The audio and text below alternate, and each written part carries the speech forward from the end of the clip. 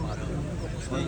कई सालों से लगातार सत्ता में रहने के बाद भी मुझे लगता है कि भारतीय जनता पार्टी की सरकार है उसने अपना ध्यान केंद्रित किया हुआ उन मुद्दों पर जो धरातल पर बहुत प्रभावी नहीं है। मैं ऐसा मानता हूँ अभी सरकार ने नया कानून बनाया है नरेगा को लगभग समाप्त करने का। कहते हैं कि हम उसको रिफॉर्म कर रहे हैं, लेकिन हकीकत ये है कि इस देश में औसत जो नरेगा का यूज हो रहा है वो 35 दिन का हो रहा है और ये 125 का वादा कर रहे हैं। और जो पहले निर्णय लिए जाते थे गाँव के अंदर, पंचायत के अंदर, और सरपंच और जनप्रतिनिधि डिमांड करते थे पैसे की और बजट की कमी थी। अब सरकार अपना बजट तय कर दिया है, काम क्या होंगे वो दिल्ली और राजधानी से थोपा जाएगा। तो जो सबसे गरीब तबका है उसके पास जो सुरक्षा कवच है अपना आर्थिक रूप से उसको छीनने का काम सरकार कर रही है। इसी जिद के साथ उन्होंने 3 काले कानून बनाए थे, वापस लेने पड़े।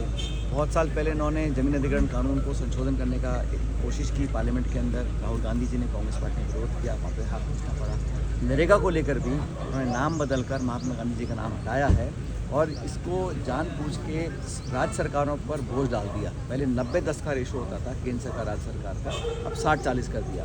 तो निर्णय लेने की शक्ति खत्म कर रहे हैं, सेंट्रलाइज कर रहे हैं, बजट को कैप कर रहे हैं और राज्य सरकार पर बोझ डाल रहे हैं। तो जानबूझकर इस पूरी स्कीम को जो हमने अधिकार कानून देकर बनाया, संवैधानिक अधिकार बनाया था, उसको छीनना चाहते हैं। आज बजट पेश करेंगे। मैं उम्मीद करता हूं कि जो बहुत इस देश में सबसे ज्वलंत समस्या है वो नौजवानों की बेरोजगारी की है और दुर्भाग्यवश लगातार आर्थिक वृद्धि हो रही है देश में, लेकिन जो नौजवानों को प्रोडक्टिवली एम्प्लॉय करने का एक वातावरण बनाना चाहिए सरकार नहीं बना पा रही है। आज डॉलर के मुताबिक रुपए की क्या हालत है, अंतर्राष्ट्रीय बाजार में तेल का दाम लगातार गिर रहा है लेकिन ग्राहकों को उसका लाभ नहीं मिल रहा है।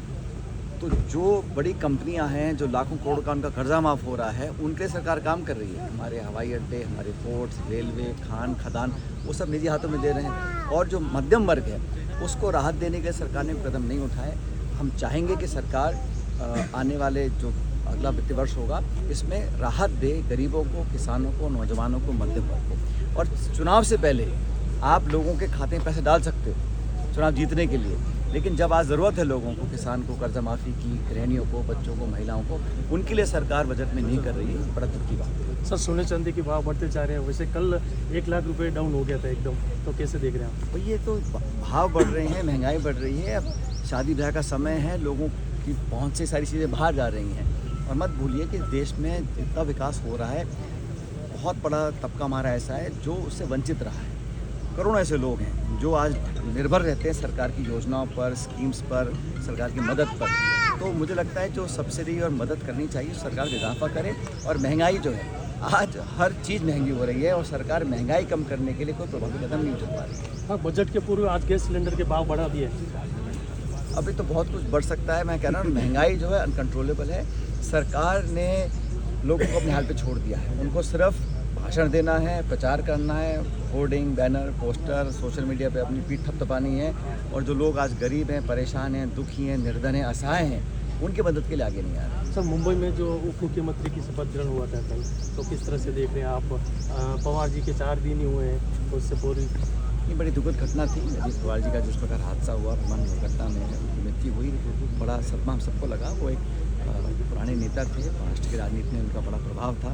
लेकिन अब दोनों दल क्या कर रहे हैं, क्या नहीं कर रहे हैं, उनका अंदरूनी मामला है। मैं इस पर टिप्पणी नहीं करना चाहता हूँ, लेकिन इतना ही कहना चाहता हूँ कि जो कुछ भी किया जाए देश और प्रदेश के हित में लोग पार्टियाँ काम करेंगी तो बेहतर रहेगा। सुप्रिया जी शपथ ग्रहण समारोह में शामिल नहीं हुए थे। मैं इस पर कुछ नहीं कहना चाहता। सर, एक झालोर में जो साध्वी जी का जो उसकी तो जांच होनी चाहिए ना। जो ऐसी मृत्यु हुई है, कथित रूप से सुसाइड किया है, कौन उसमें इन्वॉल्व थे, तो सरकार को छुपाने की कोशिश नहीं करनी चाहिए। एक ओपन, ट्रांसपेरेंट, पारदर्शी जांच हो और जो भी कुछ उसमें दोषी पाया जाए, प्रमाण पाया जाए, उस पर कार्रवाई करनी चाहिए। Thank you. वापस हम मैं एयरपोर्ट